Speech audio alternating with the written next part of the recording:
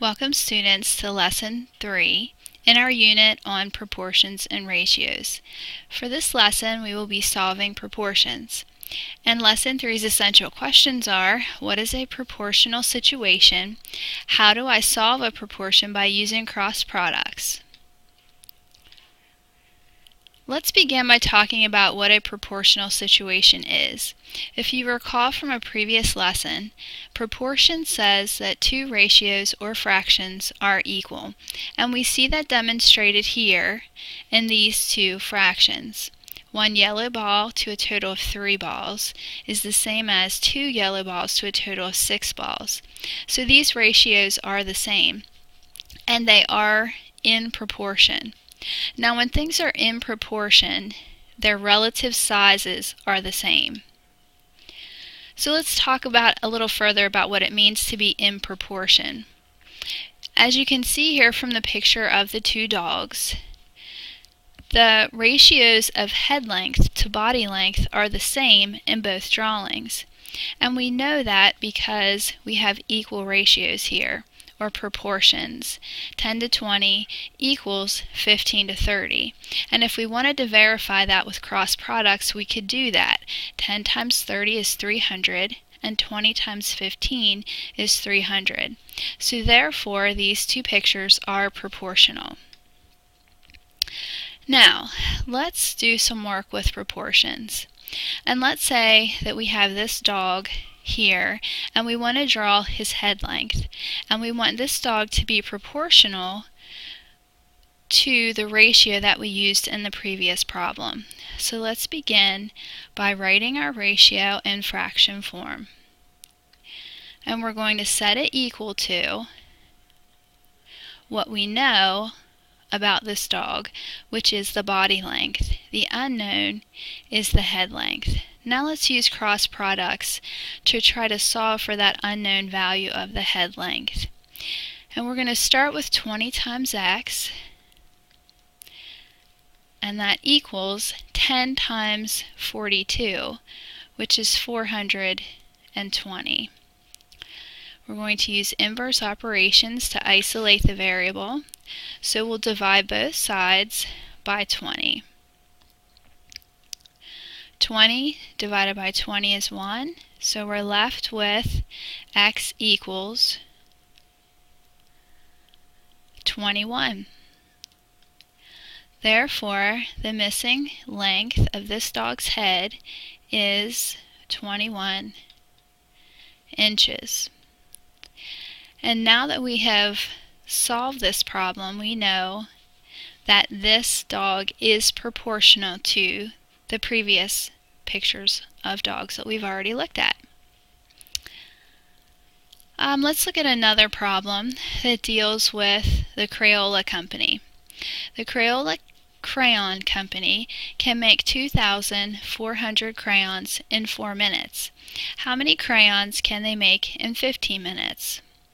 So what we want to do is begin by writing our ratio in fraction form, 2,400 crayons in 4 minutes. And we want that to be equal to 15 minutes is our known,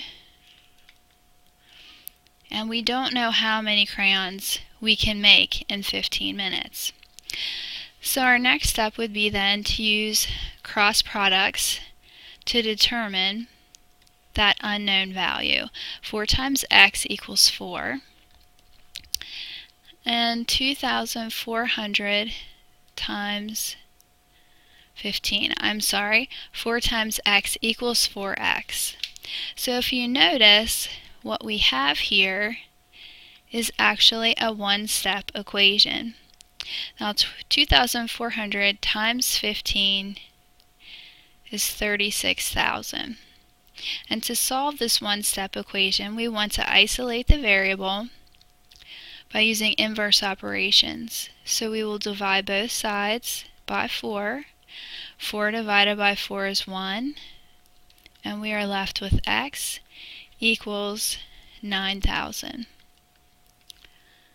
So to restate our answer here, the Crayola Company can make 9,000 crayons in 15 minutes, following the ratio that we have been given. And let's look at another practice problem. This time we're looking at boating, and we're talking about measuring miles on the ocean, which is known as nautical miles. And this is different from normal miles on land, which is called statute miles. In fact, 100 nautical miles is equal to 115 statute miles. So let's go ahead and write this ratio in fraction form. 100 nautical miles is equal to 115 statute miles. And we'll set this equal to our second ratio. If you plan on going 92 statute miles, how many nautical miles would you have to travel?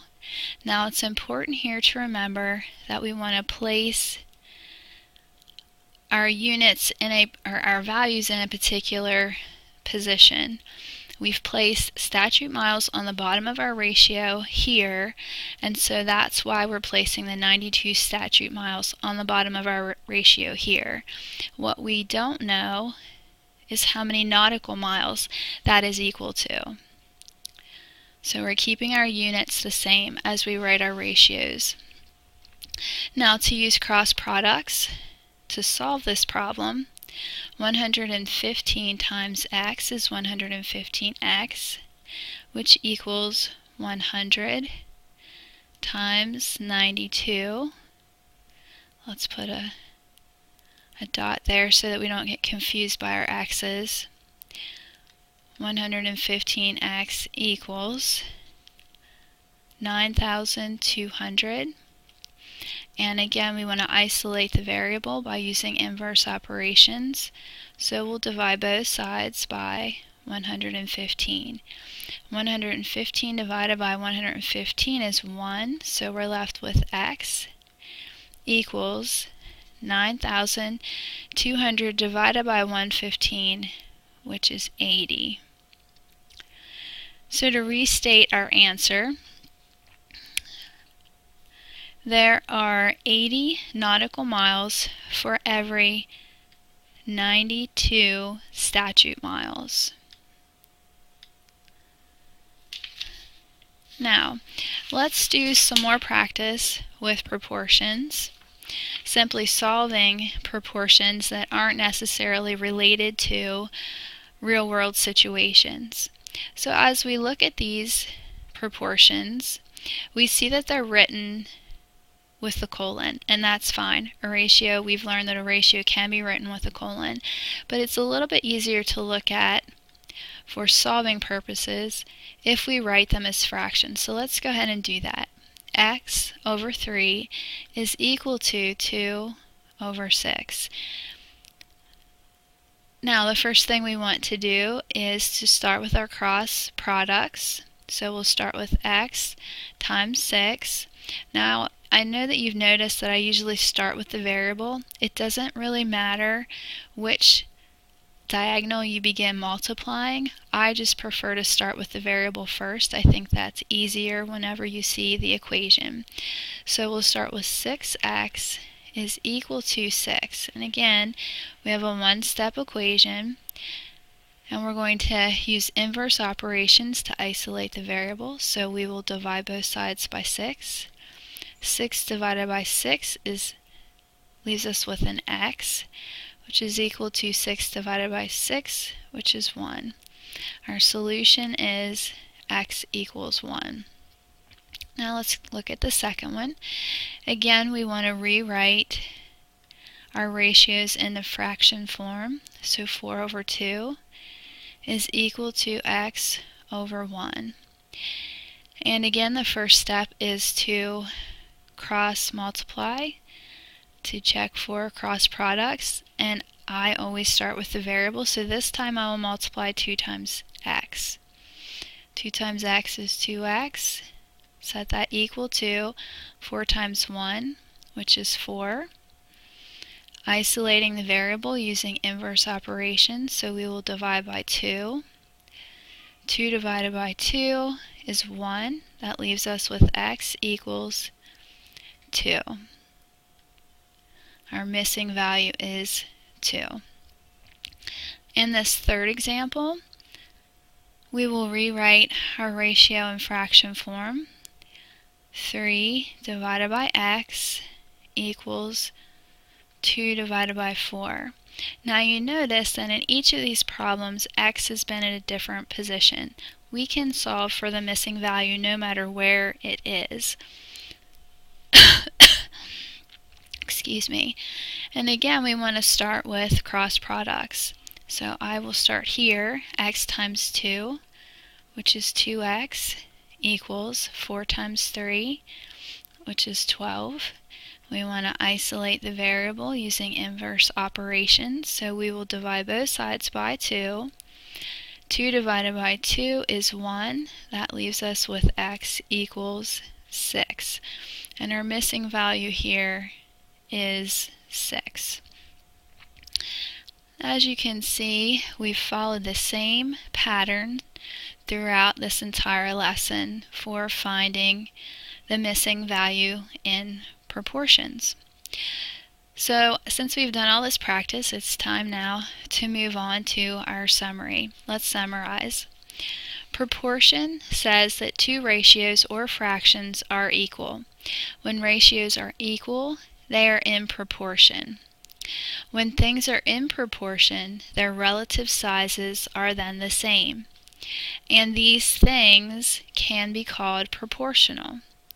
Cross products can be used to determine a missing amount within a proportional situation, and applying cross products creates a one-step equation. And that wraps up Lesson 3, students.